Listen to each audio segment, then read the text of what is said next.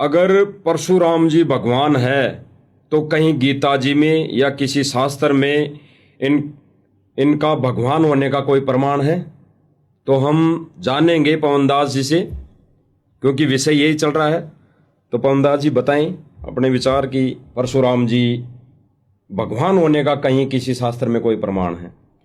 परशुराम जी के भगवान होने का, परमात्मा होने का हिंदुओं के या मुसलमानों के, सिखों के या ईसाइयों के किसी भी शास्त्र में कोई प्रमाण नहीं है।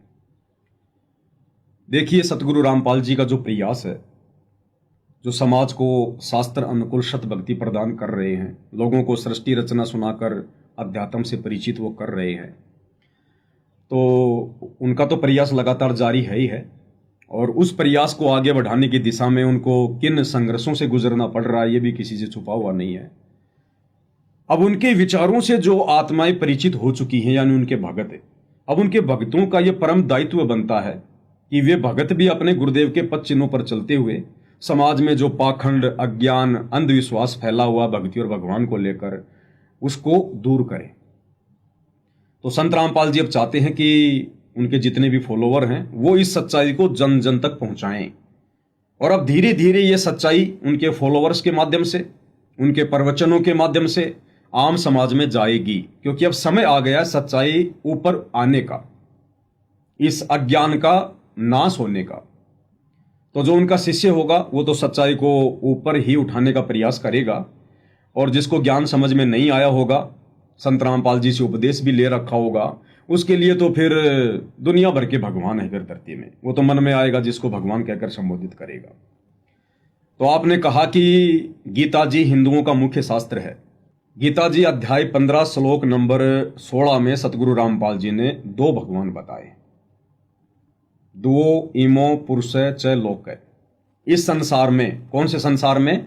21 ब्रह्मांड में जिसमें हम रह रहे हैं, इसमें मुख्यतः दो भगवान जो है प्रसिद्ध हैं, एक क्षर और एक अक्षर। क्षर यानी जो नासवान है, कौन? ये काल, ज्योति निरंजन, ब्रह्मा विष्णु महेश का पिता।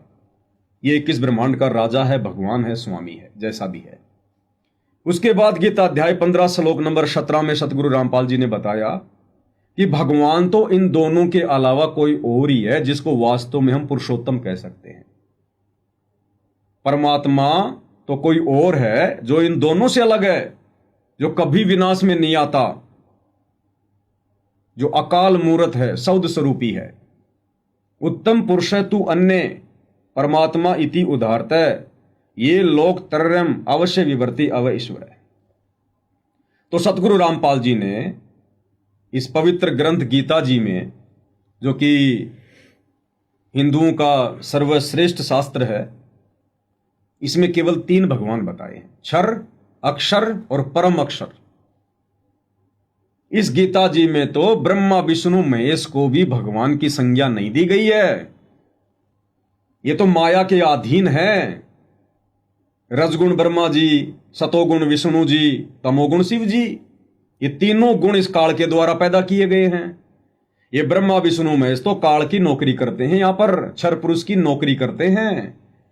ब्रह्मा जी जीवों की उत्पत्ति करता है, विष्णु जी उनका पालन पोषण करते हैं, और शंकर जी अंत में फिर सबको मार काट करके और वापस अपने पिता के पास भेज देता है उसके भोजन के लिए। जब सृष्टि रचना पढ़ेंगे तब हमें पता चलेगा इस काल में, इस ब्रह्म ने, क्षर पुरुष ने अपने स्वार्थ के लिए, अपने भोजन के लिए अपने 3 इन पुत्रों की उत्पत्ति कर रखी है, ब्रह्मा विष्णु महेश की। तीनों को एक एक जो है गुण से युक्त कर रखा है। तो गीता जी में तो खुद इनका जो पिता है, ये काल भगवान क्षर पुरुष है।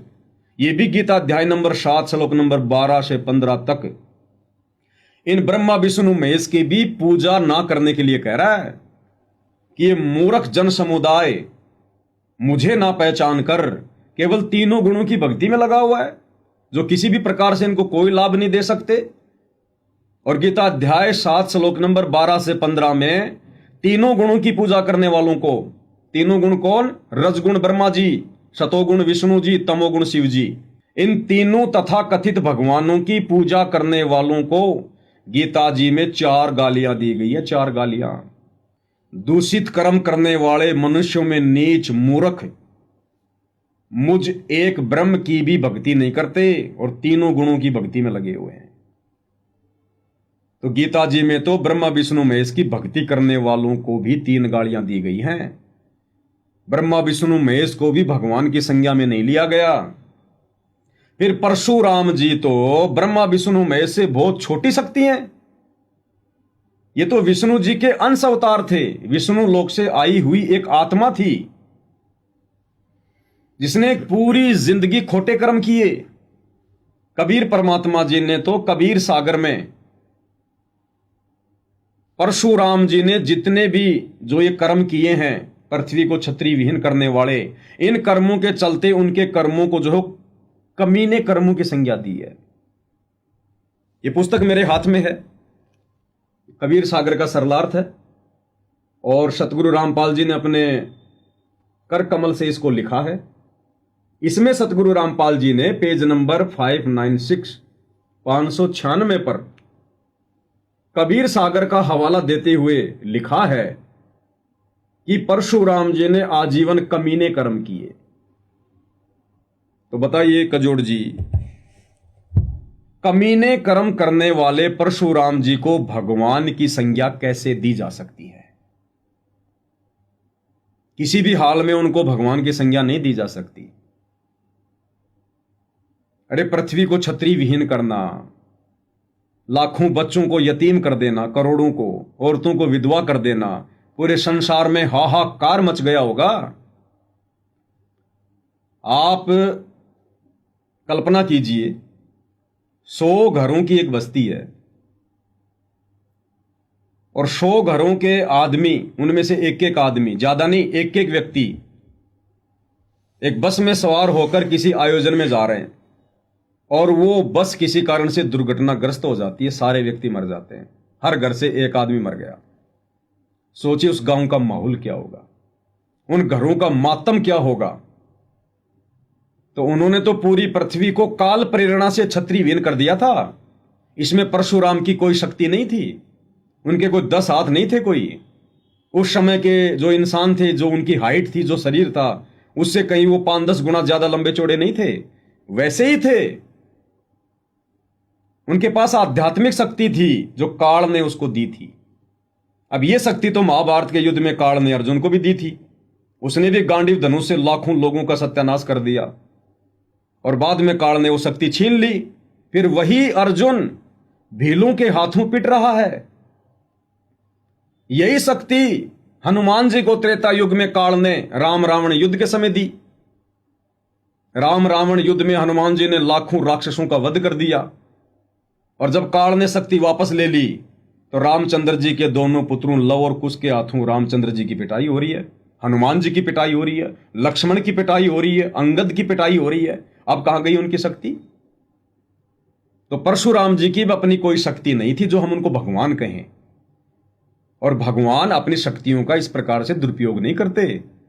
भगवान तो संसार में शांति और प्रेम फैलाने के लिए आते हैं, मानवता का पाठ पढ़ाने के लिए आते हैं। अरे फिर परशुराम जी से लाख गुना अच्छे तो फिर महात्मा गांधी जी थे, जिनका नारा है कि जियो और जीने दो। क्या नारा है? जियो और जीने दो, कि मत किसी के साथ लड़ाई झगड़ा करो, मार पिटाई करो, राग द्वेष मत फैलाओ, प्यार प्रेम से रहो। कौन किसका क्या ले जाएगा, कौन किसका क्या बांट लेगा, सब यही छोड़ के एक दिन खाली हाथ निकल चले जाएंगे। तो परशुराम जी से अच्छे विचार तो महात्मा गांधी जी के थे। परशुराम जी से अच्छे विचार तो वर्तमान समय में आज आम नागरिकों के हैं, जो लड़ाई झगड़ा नहीं करना चाहते। आपस में कोई लड़ाई झगड़ा हो जाता है तो बैठकर ये कहते हैं, भाई किस बात का राग द्वेष, यही सुलटा लो। कोर्ट कचहरियों में जाओगे, दोनों पक्ष के लोग तुम परेशान हो जाओगे, कोई जेल में जाएगा, फिर तुम्हारे अंदर और दुश्मनी बढ़ेगी। इससे अच्छा है मिल बैठ के अपना ये समझौता कर लो। तो परशुराम जी को तो आम व्यक्ति की श्रेणी में लेना भी आम व्यक्ति का अपमान है। और परमात्मा कबीर जी ने तो कबीर सागर में साफ साफ उनके जो कर्म थे उनको कमीने कर्मों की संज्ञा दी है। तो इस वजह से उनको भगवान की संज्ञा में नहीं लिया जा सकता। और यदि सतगुरु रामपाल जी का कोई भगत उनको भगवान की संज्ञा में लेता है तो उससे बड़ा मंदबुद्धि व्यक्ति फिर संसार में कोई नहीं है। तो गीता जी में या किसी भी शास्त्र में, जैसा कि आप जी ने सवाल किया, परशुराम जी को भगवान लेकर कहीं कोई लेख नहीं है। और अब तो सतगुरु रामपाल जी की अध्यात्म से बात बिल्कुल क्लियर हो गई है कि कबीर परमेश्वर जी के अलावा, यानी स्वयं सतगुरु रामपाल जी के अलावा सृष्टि में दूसरा कोई भगवान नहीं है।